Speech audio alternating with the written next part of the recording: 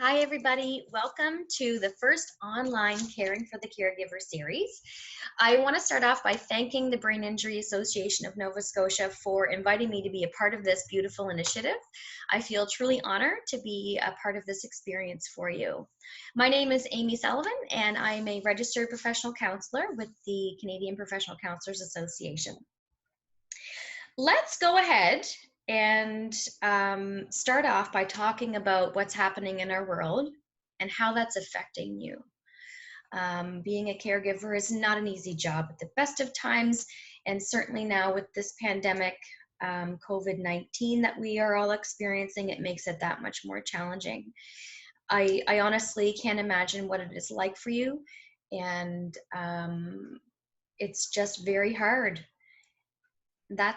That's just the way it is right now. It's very, very hard for you. Finding times for you to get a break when you used to be able to bring your loved one to group, music therapy, whatever it was, that was your time that you could just breathe. And when it's not an option right now, there may be some really self-defeating emotions that are attached to that, and all very normal, and I'm sure that you are not alone in that. So things have changed for everybody, and more so for you. So how you're feeling is normal, whatever those emotions are, and we're going to actually do some unpacking of what you're going through emotionally. That's going to give us a starting point for moving forward and healing. So what I've done is created a little bit of a PowerPoint for you to follow along with, mostly so that you don't have to keep staring at my face the entire half hour. So just bear with me. I'm going to bring it up for us. Okay, here we go.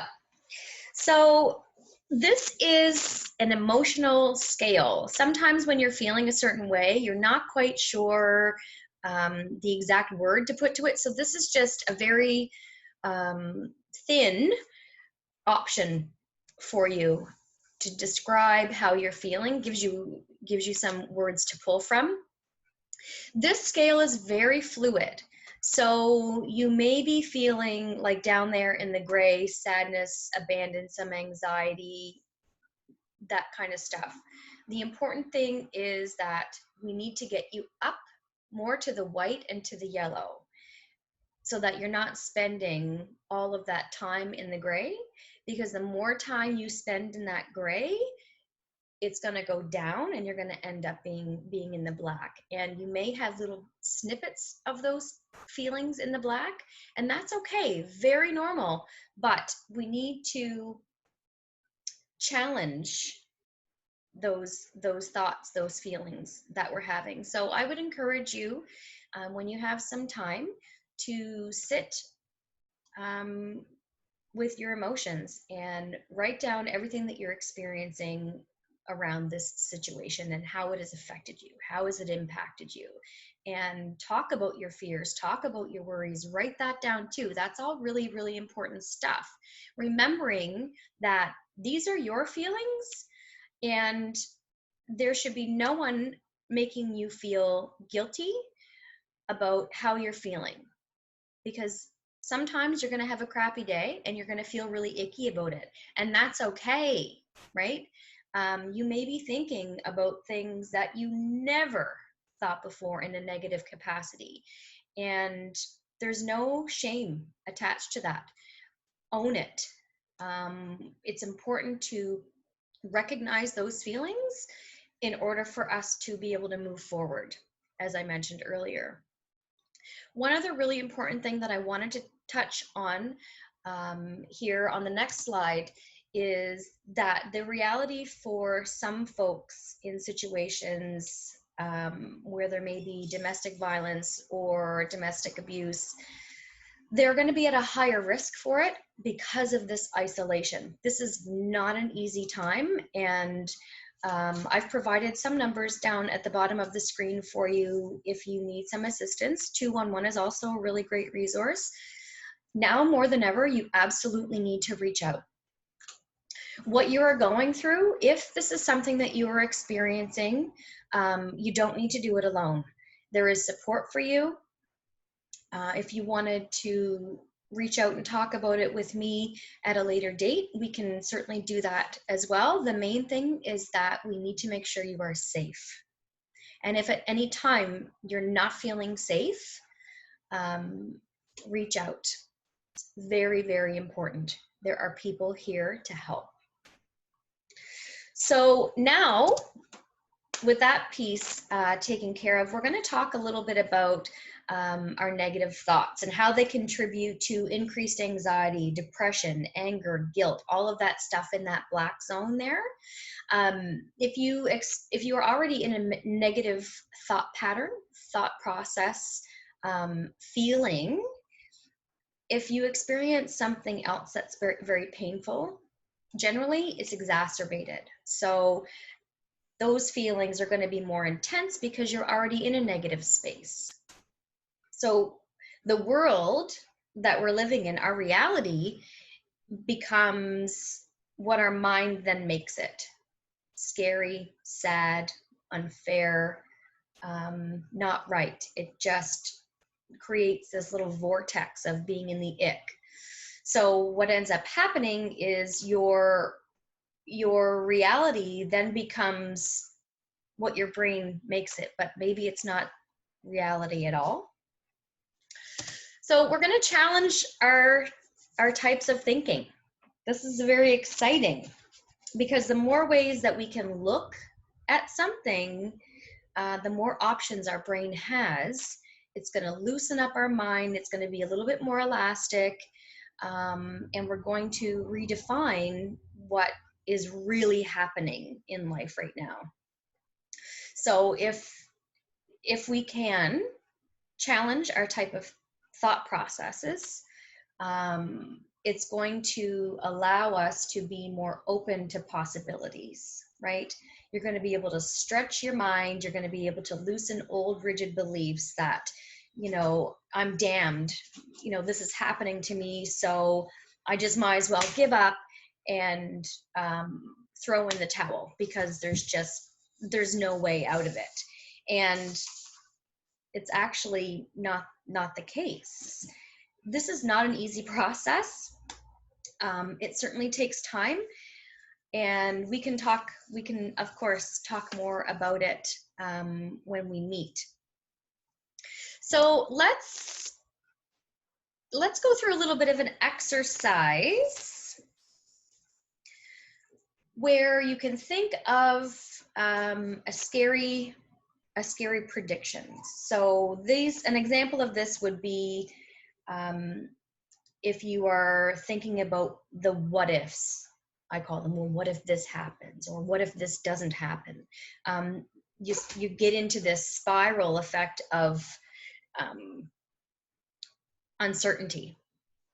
So when you get into that spot, the what ifs, I want you to take some time and think about, is this working for me? Is this helping me deal with an uncertain future? Or is it just scaring me more? You know, when we get into that spiral of the what ifs, how is that working for us? Is it keeping us down? Or is it providing us with solution? Generally, it's keeping us down, and it's keeping us in the ick, and it's not allowing us to move forward. And your brain is going to be stuck in this black zone of ick. So when you label the thought, just recognize, okay, so this is a thought. Here I go again with this what if pattern. How is that working for me? So challenge it and ask yourself, how is this benefiting my situation? And if you can't find a way that it is benefiting your situation, then generally you've got options, right? Here's another exercise. Actually, we're going to, yeah, I'll talk about that in a little bit. So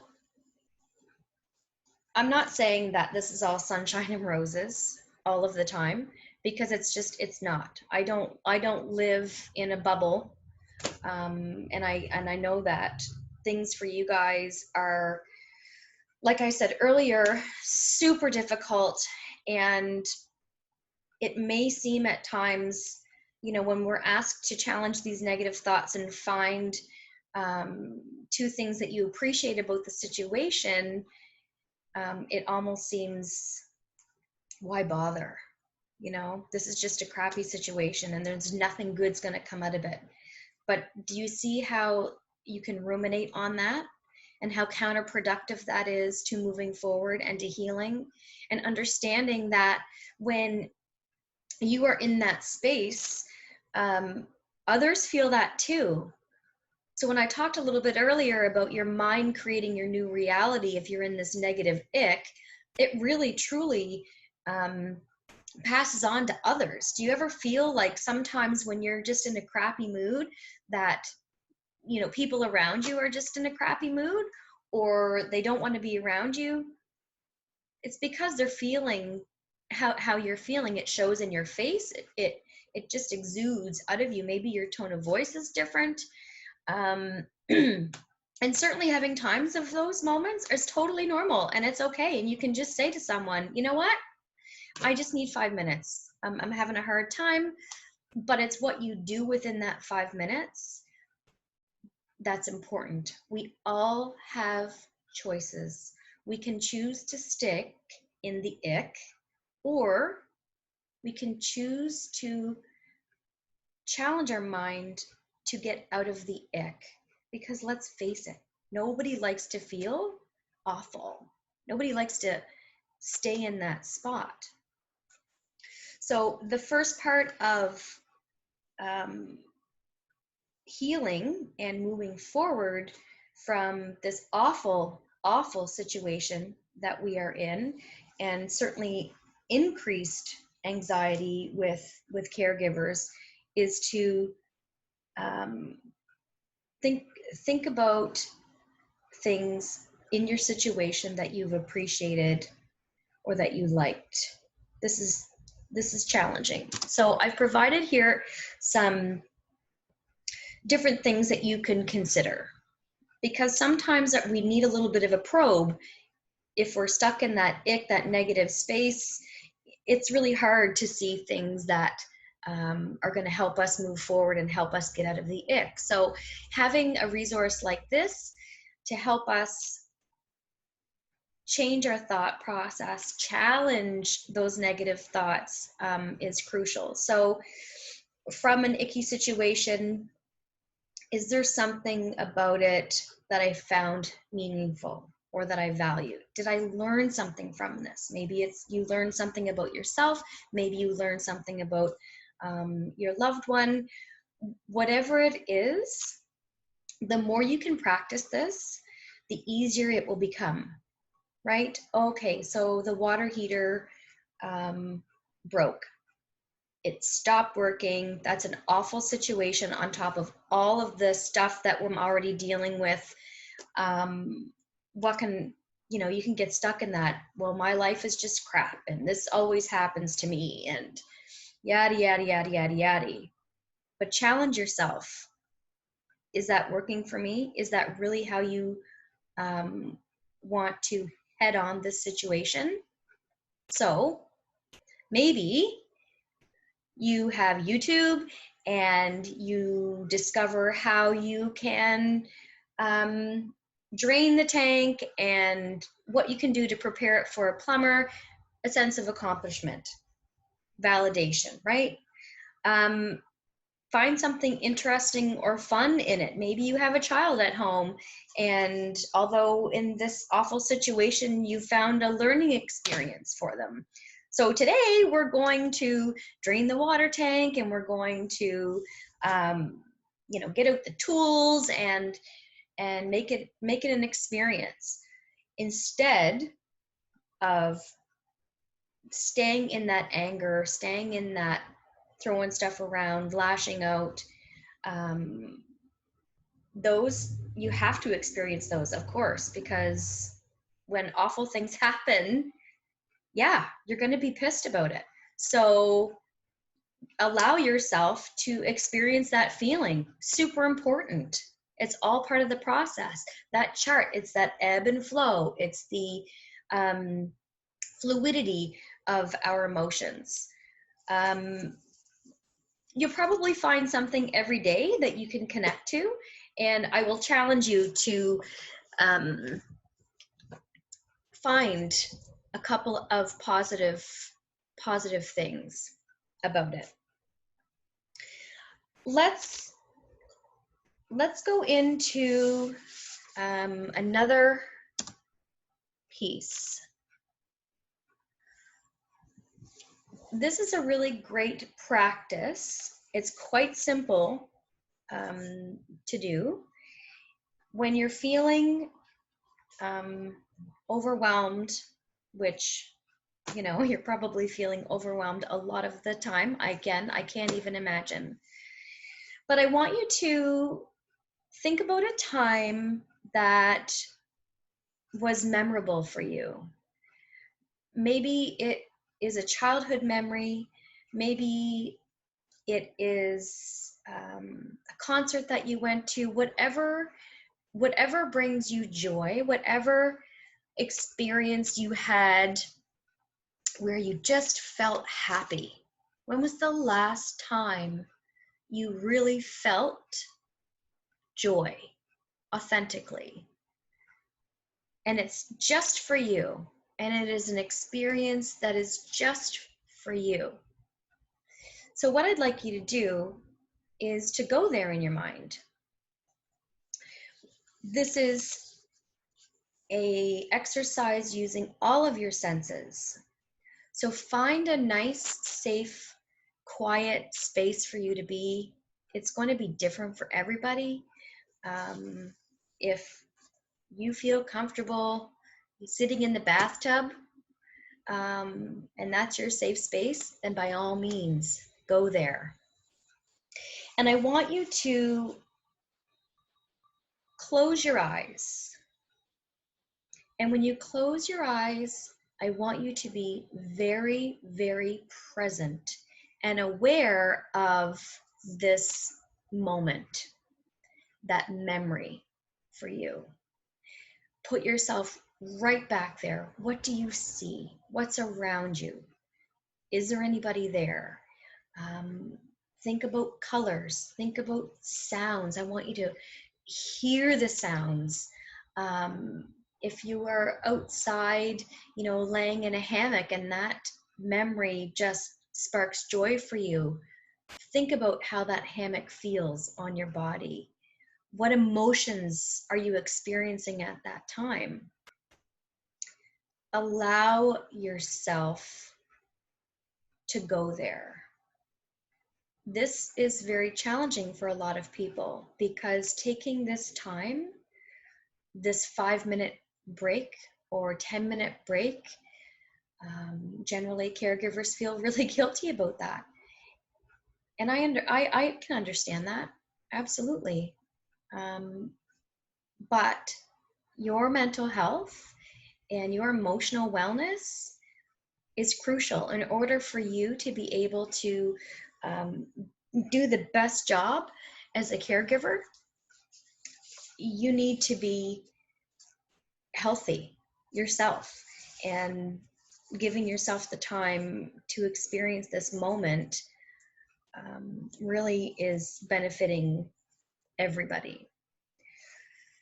So what happens when you are in your safe space and you are in this memory and you're hearing all of the sounds and you're seeing these images in your mind, and do you find yourself smiling? Are you feeling maybe a little giddy inside? Are you, is your heart starting to race a little bit because it's really exciting? this is important. Do you laugh out loud? Sometimes when you're on this journey and it's a beautiful memory, you can actually laugh out loud. And what that's doing to your nervous system is by putting yourself there in that memory of joy, you're experiencing that all over again. And it's releasing really great hormones. Your brain is really loving it. And it is getting you out of that negative spiral, that ick. I'm just going to pause this for a second so I can get out of my my PowerPoint, and we'll start to wrap up. All right. So I hope that you find some relief with a few of these exercises, and please try not to put pressure on yourself to do these. These are meant to help, not hinder. Final thoughts would be, I want you to think about the present moment. Okay, anxiety comes from past, right? Or future. We have anxiety about what happened in the past that's going to re-happen. We have anxiety about what's going to happen in the future when we have no control over the future. So when you're going through your day and you are practicing present moment awareness, I want you to think about what it is that you can control. Because a lot of things right now, we have no control over. And when we are in that, we feel very, very uncomfortable, which is very normal. So think about when you're in the situation and you're in that mindset, think about what you can control. Really challenge yourself to stay out of that what if pattern. Challenge yourself to take a breath. Breathing is so important right now. It resets your system. Sit on a hard surface. Sit down on the kitchen floor and actually feel your sits bones on the floor. I use a mint.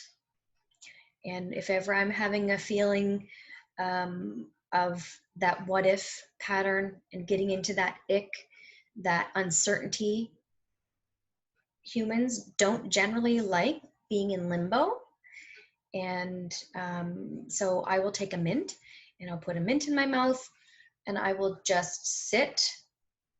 May sound a little ridiculous, but it works for me, not for everybody. I'll sit and I will have this mint in my mouth and I will be very present with the mint. Normally, we rush and I'm going to crunch, crunch, crunch, crunch, crunch just to get the mint done. The point of being present is to savor that mint. How small can I make it?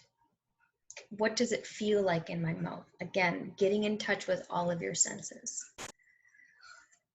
Final thoughts. Do the best that you can. You are doing a great job. This is really, really hard. And take time for you. Be gentle and kind with yourself. Reach out. Challenge your thoughts. It's not easy, but you can do it. You're already experiencing things in life that really have not been easy, and look at you. You're doing it. I look forward to our next session. I look forward to hearing your thoughts the next time we meet, and sending everybody positive vibes, and we're going to be okay. We're going to get through it. Keep the faith, everybody. Until next time. Bye.